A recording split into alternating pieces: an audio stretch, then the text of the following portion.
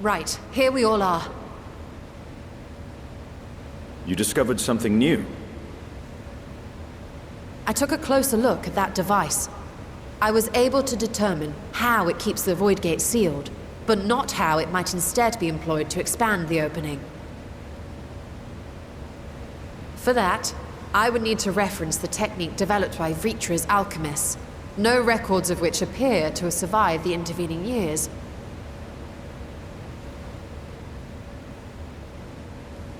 We know this, so why have you sent for us? Have you learned aught of value or not?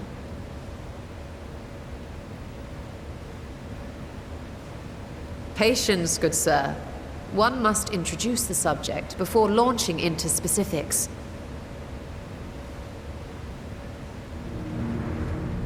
From what we understand, travel between worlds is accomplished by passing through the nebulous rift which exists between them. Picture, if you will, the moment you were called to the first.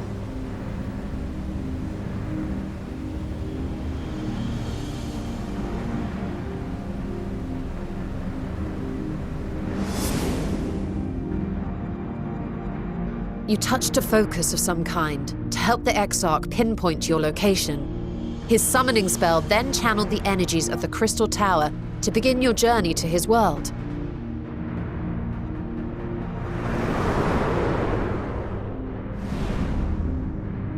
The magics tore a hole in the wall separating source and shard, and cast you into the intervening nothingness.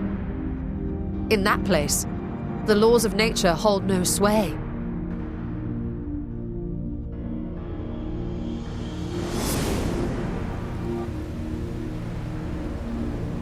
Yet even through this realm of temporal and spatial instability, you were borne safely to your destination in the first. The feat that guided you across such an unimaginable distance, both physical and metaphorical, was nothing short of a miracle.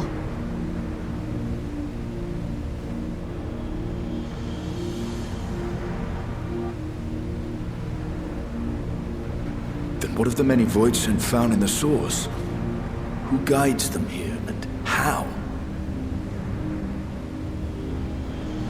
An excellent question. Though there are several methods by which the Void's denizens might intrude upon our world, the rituals of summoning are the most typical.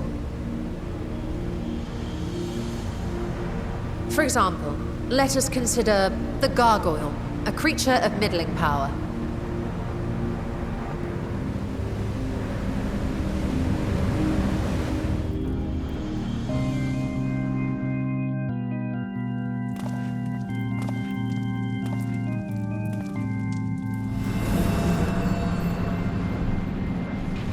To call upon such an entity, the prospective summoner must force open a void gate.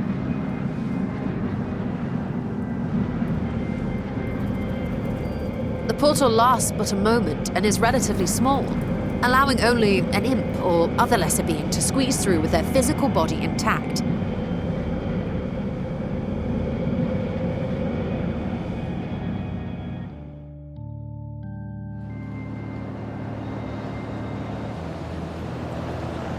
Our more powerful gargoyle, however, is too large for that.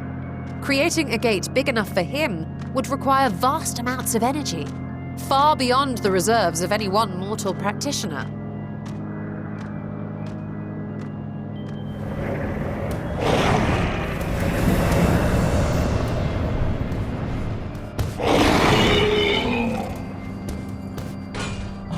Instead, 'tis far more common to bring over only the entity's soul.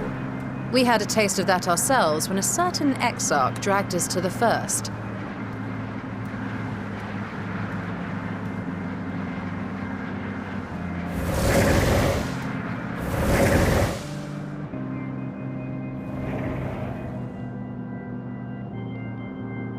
And just as our bodies remained in our world, the Void Sense physical form is left behind in the 13th.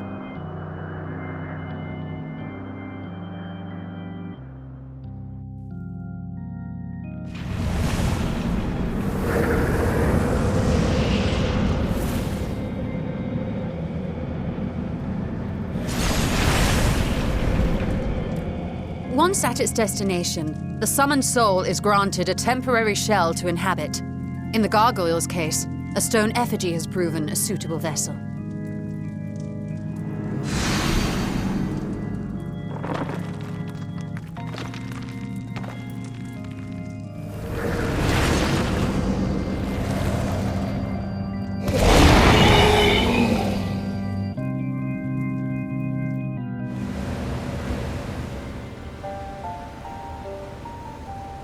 Wait.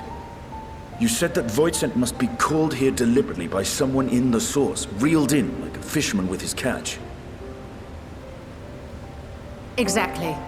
For a being to navigate the chaos of the rift, with or without form, there must needs be a guiding agent on the other side.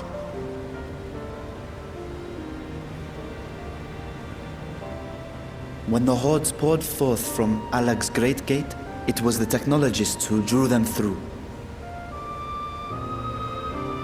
Though to my knowledge, planar fissures are in essence natural passages between our world and the void, which require no such guidance to traverse. Why is only the boundary between the source and the 13th so fragile? So much so that it often tears open of its own accord. I believe solving that mystery is key to understanding travel between the source and its reflections. And how do you intend to get your answers?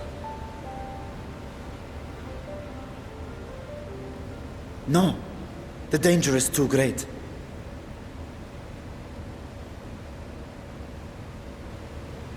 Perhaps. But what some call danger, others think of as adventure.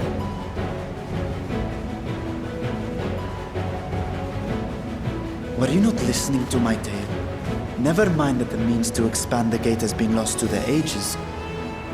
Even could you force the portal wide enough, you would be greeted by an army of murderous horrors the very instant you step through.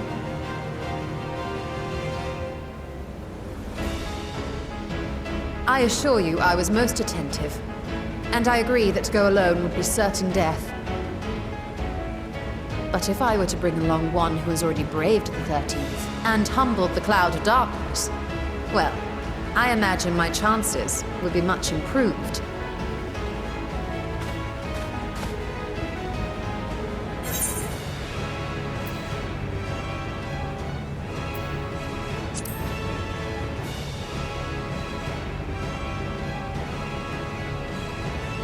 I had a feeling you might say that.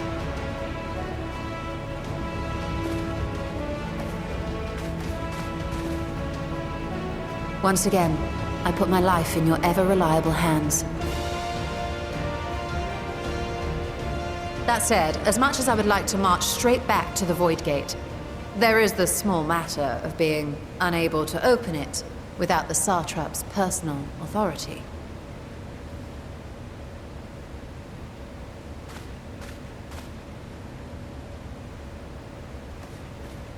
As I've said before, I will grant you and yours any boon you choose to name, provided it does not endanger my people. You have my word that we will take every precaution. Not a single Voidsent will be allowed to threaten Radzatan, assuming we manage to expand the portal in the first place. You have a plan. Actually, I had hoped you might help us with that. I presume the alchemists you retained supplied you with some explanation of their methodology. That they did. House Daimir was overseeing the project. Daimir. Ah, yes. The family associated with the great work.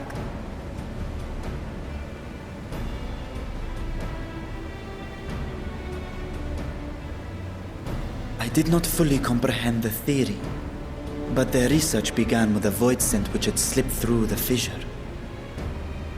After a thorough examination, they created an arcane simulacrum possessed of similar qualities. A man-made Voidsent, if you will. It was apparently indispensable in their efforts to enlarge the gate. A man-made Voidsent?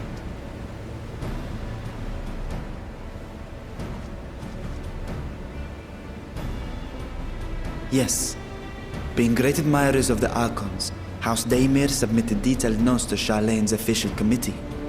They expected praise and accolades for their simulacrum, and were thus devastated to be informed that their work had been classified as prohibited material. If that's true, then those notes might still be stored in a forbidden archive somewhere. Not Google, of course, since that library had yet to be built. Which leaves us with...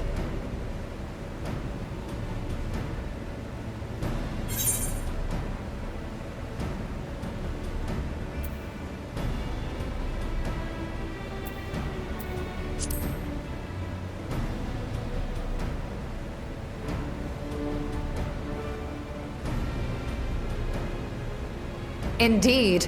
Numenon's restricted stacks may very well hold a copy. In which case, I say we head directly to Charleon.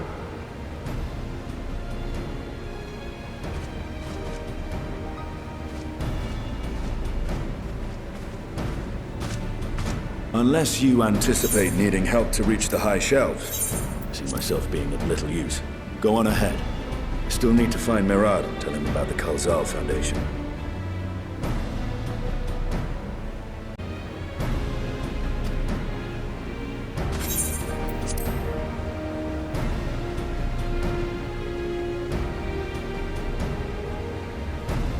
Let us be on our way as well.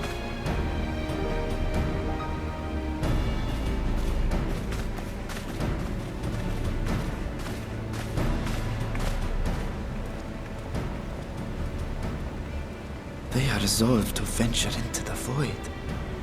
Do I sit idly by?